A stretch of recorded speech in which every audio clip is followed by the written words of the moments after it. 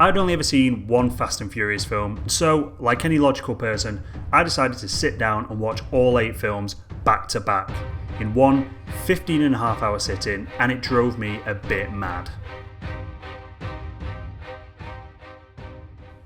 Yeah, so this is me about to start watching all 8 Fast and Furious films in one go just before 7 o'clock in the morning, if you hadn't guessed by my pyjamas.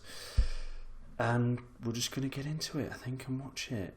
I've had a look on the back of the box and it says, "Buckle up for non-stop action and mind-blowing speed in the high-octane Fast and Furious 8 movie collection."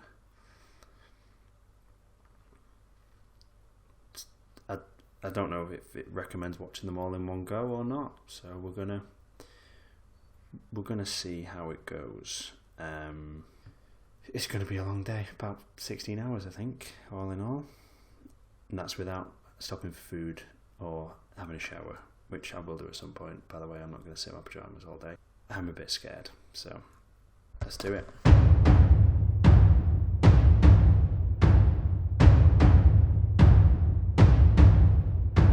Right, it's the first one done with then.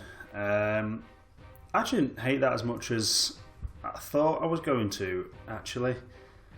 I mean, it is literally the epitome of an early 2000s film. Like, just the fashion and the music and what it thinks is cool is just... And then it's this weird thing where, some of the dialogue is... Most of the dialogue, to be fair, is shocking, and no one... There's like no jokes in the whole thing, but people just laugh at things that people say, but people are just stating facts, and you're like, that's not a joke, why is everyone laughing? This makes no sense. But I didn't know that Paul Walker, spoilers, is a cop, so that was a nice surprise. That was a layer I wasn't expecting in the film, but then I didn't really understand why he threw away all his career as a cop just because he fancied Vin Diesel's sister, and then was just and he liked him a little bit. I could have done with a bit more there, a bit more of a why he was like, oh, I'm not going to turn them in or anything, I like these guys. Could have done with a little more, but you know, I didn't hate it.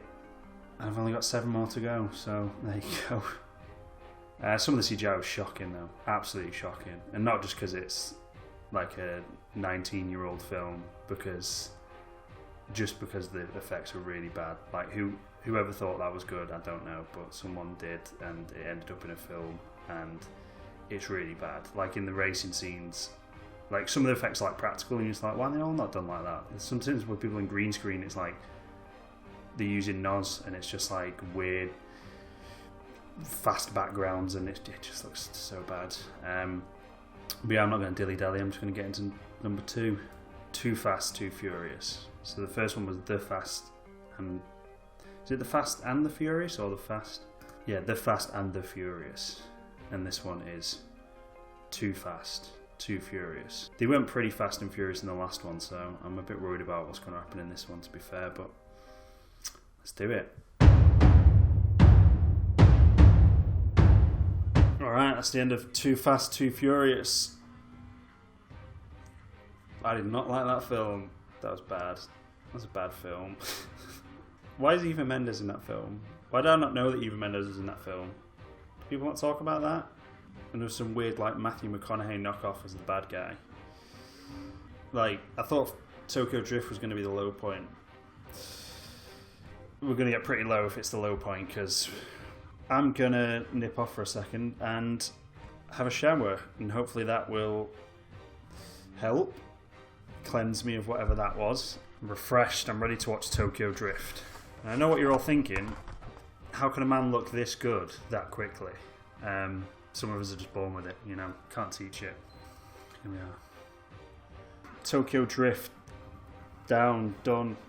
I don't think I can say it's a good film, but at least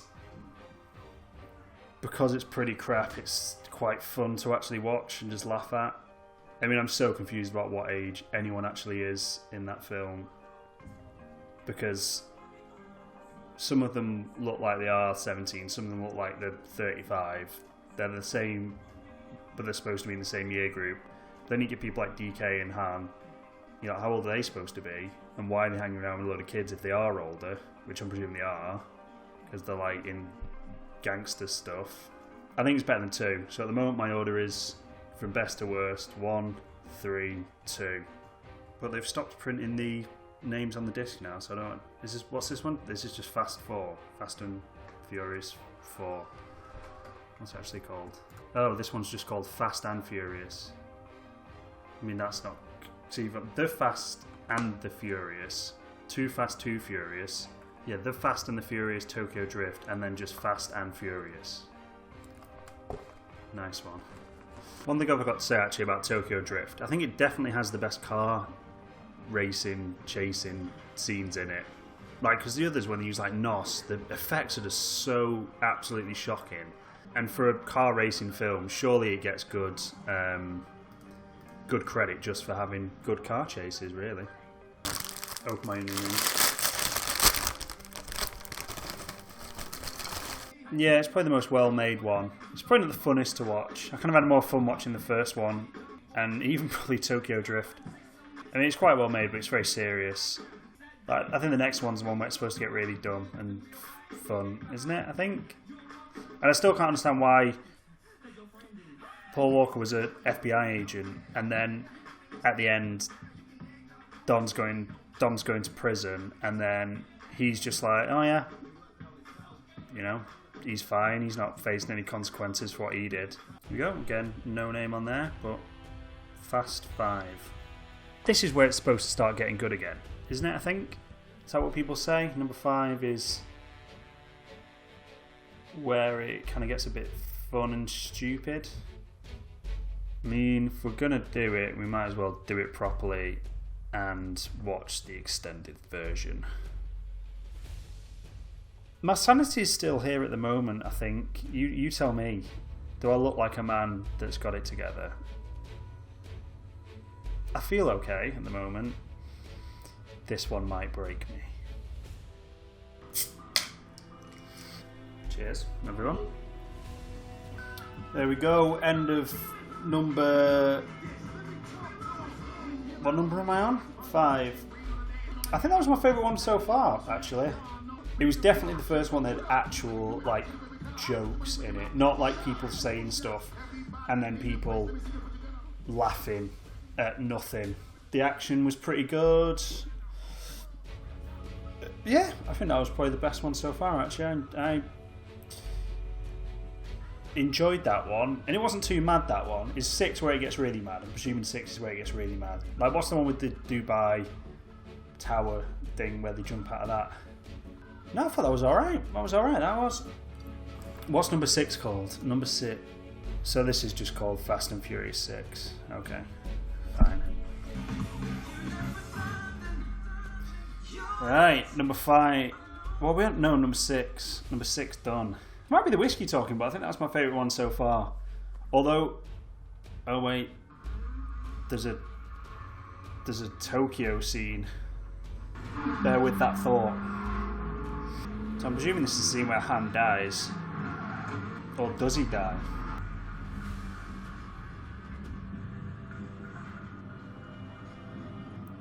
What is happening here?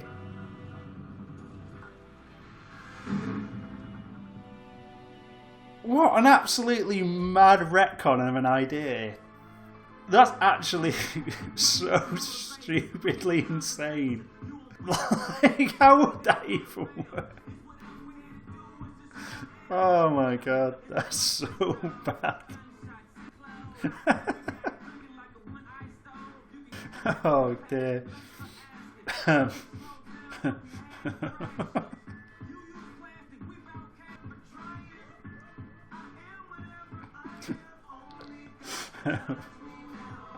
Oh god. That's pushed me over the edge, that has. So yeah, as I was saying, I think that might be... That ending's definitely been my favourite one. Oh. Oh dear. What I don't understand though is The Rock's motivation in any of these films. Like every time he's like, "I'm about the law. I'm gonna get this guy." I mean, he's not Judge Dredd, but he's always just like, "I'm gonna get my man," and then every time he's like, "No, I'm gonna let my man go because of reasons and stuff." I don't think I'd ever say. None of these my least favorite part of the films, but I never thought I'd say that The Rock was like my problem with these films, but because I like his character, but his motivations are a little lacking sometimes. I don't know why I'm analysing Fast and Furious this deeply, but the fact that his motivations just suit the plot rather than the other way around. So there you go. What's this one called? Fast 7. Fast and Furious 7. Just Furious 7. So you had Fast 5. What was the last one called? Fast 5, Fast and Furious 6, then Furious 7. And before that, Fast and Furious, which is the fourth one. Like, I thought Too Fast, Too Furious was a dumb name, but by the standards this series goes, that's actually a really good one. There we go, one film left. It's a sad ending, isn't it? Bit much for me, that film as a whole. Not to take away from the quite nice ending. A bit too much stupid stuff going on. So my ranking so far, probably 6, just because of the Tokyo Drift thing at the end. That was something else. Then 5. Then I think 7 and 1 are kind of on the same level for different reasons. Then 3, then 4, then 2. Have I named them all? Let's do this. Number 8, 2 hours, 10 minutes to go. And we're done.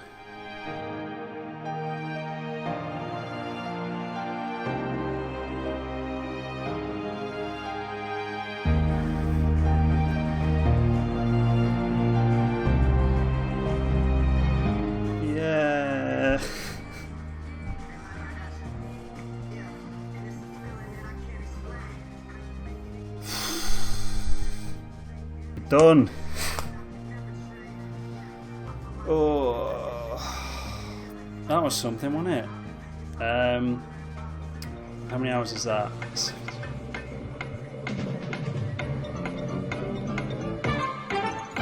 15 hours, 34 minutes. Oh. Connor, I did see your question earlier, but I thought I'd wait. The stupidest bit is definitely the Tokyo Drift rewrite in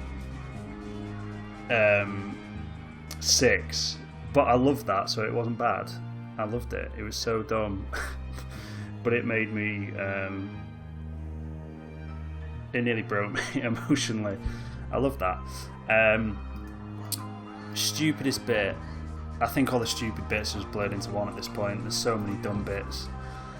I can't even think of anything off the top of my head, but I think one of the worst things is the CGI in the first couple when they use NOS. It's so bad. It's like absolutely shocking. It looks horrendous.